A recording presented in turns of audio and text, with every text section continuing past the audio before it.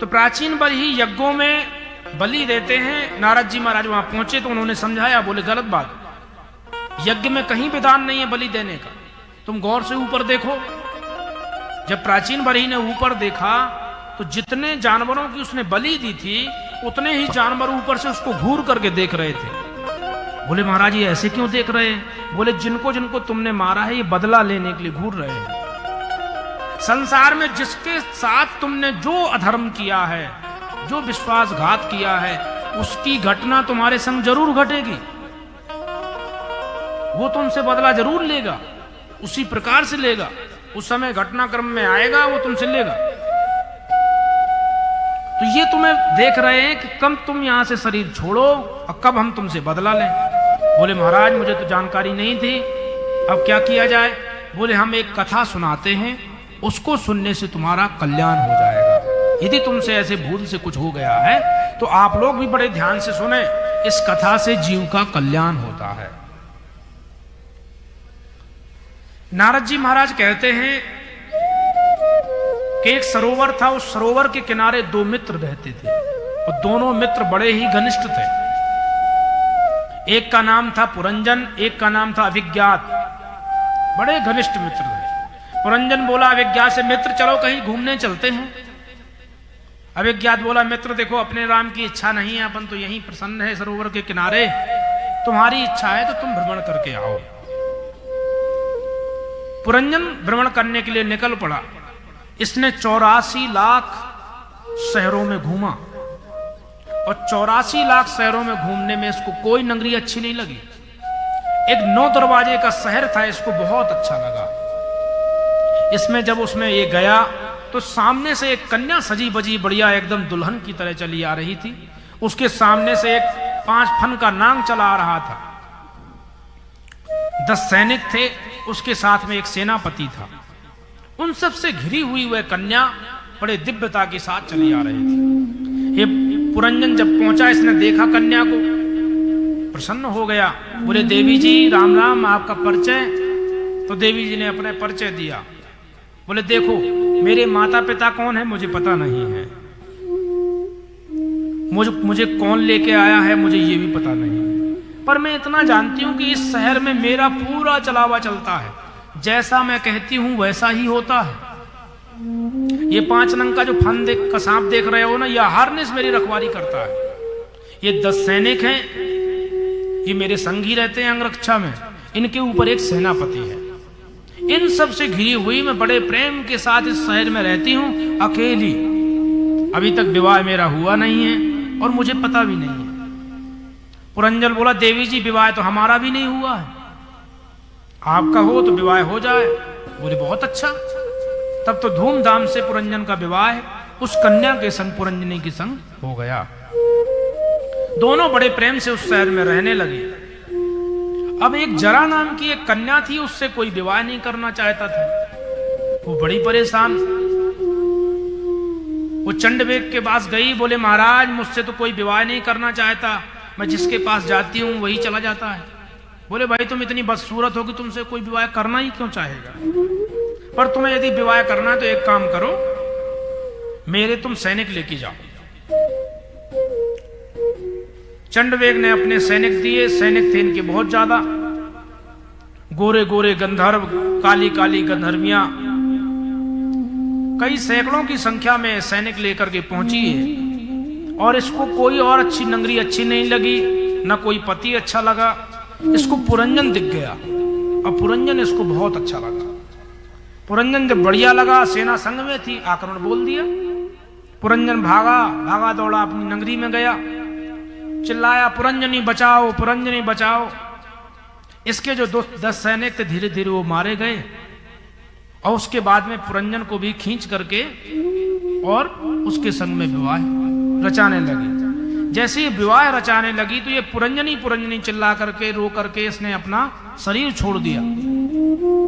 तो अंते यामती सागति, अंत में जो व्यक्ति जैसा सोचता है उसको जन्म उसका ही मिलता है। आपने पूरा जीवन भजन किया और कहीं अंत समय बिगड़ गया तो आपके जीवन का पूरा भजन वृथा हो गया। इसलिए अंते यामती सागति, अंत समय सही हो गया तो सब सही हो गया। इसलिए अंत समय को सुधारने के लिए ही हम लोग ये यतन करते हैं। तो महाराज क्या होता है कि इस संसार में आप कितना भी भजन करो, अंत यदि आपका बिगड़ जाए तो वृथा हो जाता है। जैसा आप अंत में विचार करके मर जाएंगे वैसा ही आपका जन्म होगा। इस प्रकार समझ लीजिए कि जैसे आपने बढ़िया सुंदर श्रृंगार किया और श्रृंगार करने के बाद आप फोटोग्राफर के पास गए कि चलो भैया एक मेरी फोटो खींच दो। अब गर्मियों के दिन हैं, आप वहां श्रृंगार करके पहुंचे हैं। उसने कहा माता जी एक काम करो, अपने बालों को केसों को थोड़ा संभाल लो, फोटो ठीक नहीं आ रही है। माता जी ने कहा तू मुझे मत सिखा, 3 घंटे श्रृंगार करके आई हूं ब्यूटी पार्लर से, तू तो मेरी फोटो खींच। उसने फोटो खींच दी। अब जब सामने फोटो आई, एल्बम में लगी, वो बड़ी क्रोधित हो रही है, माता जी तुझे मेरी शक्ल ऐसी है, मैं ऐसी दिखती हूं, देख मेरे बाल कहां जा रहे हैं, मेरा चेहरा कहां जा रहा है, तुझे फोटो खींचना ही नहीं आता है। बोले माता जी आपके बाल कहां हैं, कैसे हैं, उससे कोई मतलब नहीं, कैमरे के सामने आप कैसी दिखती हैं, जैसी आप देखेंगी आपका फोटो वैसा ही आएगा, मुझे इससे कोई मतलब नहीं, आप कितने घंटे सज के आई हैं।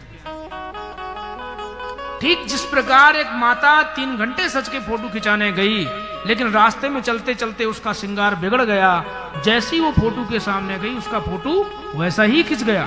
ठीक इसी प्रकार जीवन में भी आपने खूब तप किया और अंत कहीं से आपका बिगड़ गया तो सब कुछ वृथा हो जाएगा।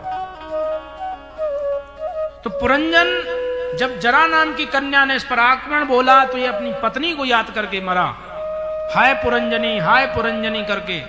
तो इसका अगला जन्म स्त्री का ही हुआ। हिमालय नाम के राजा के संग इसका विवाह हुआ। जब इसका विवाह हो गया तो राजा एक दिन क्या हुआ, युद्ध में मारा गया। तो राजा की चिता बनाई गई। पहले की प्रथा थी कि पत्नी को सती करते थे, उसके संग ही बैठ करके वो चिता में बैठ जाते थे। अब ये चिता में ही बैठने जा रहा था। पुरंजन जो स्त्री के रूप में उसके है।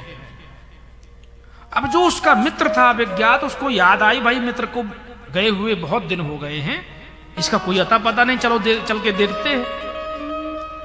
तो अभिज्ञात ने ब्राह्मण का रूप बनाया, पंडित के भेष में आकर के क्या देखता है कि उसका मित्र किसी के संग सती होने जा रहा। अरे बोले ओ मित्र किसके संग सती हो रहे हो, सत्ता हो रहे हो। अब हिमालय नाम की जो पत्नी बना है पुरंजन, वो कह रहा है अरे तू मेरा मित्र कहां से आया पंडित, मैंने आज तक कोई पंडित से मित्रता नहीं की, तो तू मेरा मित्र कहां से आ गया। अभिज्ञात ने कहा मित्र जरा बुद्धि पर जोर डाल, हम दोनों कितने प्रेम से सरोवर के किनारे रहते थे, तूने ही कहा था चलो कहीं घूमने चलें, अपने राम तो नहीं गए, तू ही निकल पड़ा, इतना घुमक्कड़ बन गया कि मुझे ही भूल गया। बुद्धि पर जोर मारा तो उसको याद आ गया वास्तव में ये मेरा मित्र है। दोनों एक क्या के गलबैया डाल करके पुनः सरोवर की ओर चले गए। नारद जी महाराज बोले प्राचीन बड़ी कथा समझ में आई। बोले महाराज सुनने में तो बहुत अच्छी लगी लेकिन समझ में नहीं आई। तब नारद जी महाराज इसको अध्यात्म की दृष्टि से समझाते हैं। नारद जी महाराज कहते हैं प्राचीन बरही जो अभिज्ञात है वह परमात्मा है, जो पुरंजन है वो जीवात्मा है। परमात्मा है भगवान, जीवात्मा है मनुष्य, जीव जंतु जितने भी हैं जीव हैं। अब जीव परमात्मा से कहता है चलो कहीं घूमने के लिए चलें, तो भगवान कहते हैं अपने को नहीं चलना, तुम्हें जाना है तो चले जाओ। जीव घूमने के लिए निकला तो कभी गाय बना, कभी भैंस बना, कभी बैल बना, कभी कुत्ता बना। वो 84 लाख शहर वह योनियां हैं, उनमें वो गया, उन योनियों में किसी में उसको अच्छा नहीं लगा। लेकिन 9 दरवाजे की नगरी में पहुंचा। वो 9 दरवाजे की नगरी कौन है? वो है मनुष्य का शरीर। इसमें 9 दरवाजे हैं, नाक कान इत्यादि सब जोड़ोगे तो 9 है। ये 9 छिद्र की दरवाजे की नगरी में जब यह जीवात्मा आया इसमें तो इसको बहुत अच्छा लगा। अब इसमें इतने प्रेम से रहने लग गया। अब वो कन्या कौन है जो इसको अच्छी लगी? इस नगरी में जो कन्या है, जो सजी वजी चली आ रही है, उसका नाम है बुद्धि। बुद्धि का ही चलावा चलता है शरीर में। बुद्धि कहती है चलो बढ़िया भजन चल रहा है, इसमें नृत्य कर लें, तो हम नृत्य कर लेते हैं। बुद्धि कहने में कहा नहीं नहीं नहीं भाई, नृत्य करना सही लगे ना लगे महाराज पता नहीं क्या बोलने लग जाएं। बुद्धि ने समझाया तो हम बैठ गए। जैसा जैसा बुद्धि कहती है हम वैसा वैसा ही करते हैं। तो वह कन्या जो शहर में है वह है बुद्धि। 5 फन का वो नाम कौन है? वह है तुम्हारे पंच प्राण। नाक से सांस जा रही है, आ रही है, जा रही है, ये हमेश चलती रहती है। आप सो चाहे जगते रहो, ये चलती ही रहेगी। वो 10 सैनिक कौन है? 10 सैनिक हैं आपके 5 कर्म इंद्रियां और 5 ज्ञान इंद्रियां। ये आपके 10 सैनिक हैं। इन 10 सैनिकों के ऊपर सेनापति कौन है? सेनापति है मन। यदि इनके बीच में, सेनापति के बीच में मन नहीं है तो इंद्रियां सही काम नहीं करेंगी, सही रास्ते पर नहीं चलेंगी। क्यों? मन ही इंद्रियों को सही चलाता है। मान लीजिए कि आप कथा सुन रहे हैं, वो आपका मन आपके फैक्ट्री में पहुंच गया, तो आपको कथा में क्या क्या सुनाई पड़ा उससे कोई पल्ला नहीं पड़ेगा। आप देखेंगे भी, आप सुनेंगे भी, आप ताली भी बजाएंगे, लेकिन क्या बोला गया उसका प्रभाव तुम्हारा नहीं पड़ेगा, क्योंकि मन आपका यहां नहीं था। कई बार आप देखो, आपका घर आ गया, आप चलते जा रहे थे, चलते चलते आपका मन कहीं और चला गया, तो आप अपने घर से दूसरे के घर पहुंच गए। किसी ने कहा भैया क्या बात है, आज कुछ काम है क्या, हमारे घर आए हो? अरे बोले नहीं नहीं मैं तो अपने घर ही जा रहा था। तो बोले यहाँ क्यों आ गए? अरे बोले मन कहीं और था। मन यदि तुम्हारा यहाँ है तो बात तुम्हारे जीवन में उतरेगी, पल्ले पड़ेगी।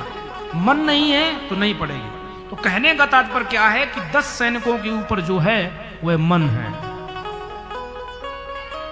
मन के बाद में अब जो बुद्धि जैसे जैसे कहती है वैसे वैसे कर रहे हैं जीव।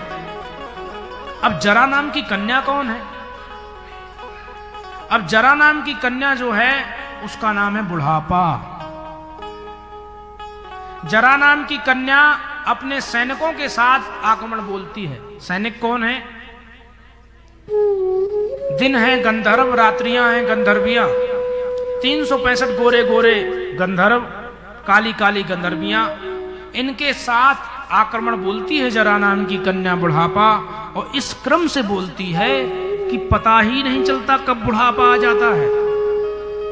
किसी से पूछो कि जन्म कब हुआ बता सकता है, किसी से पूछो कि तुम्हारा विवाह कब हुआ बता सकता है, लेकिन किसी से पूछो अंकल जी आप बुढ़े कब हुए, वो नहीं बता सकता, वो उसको पता नहीं है।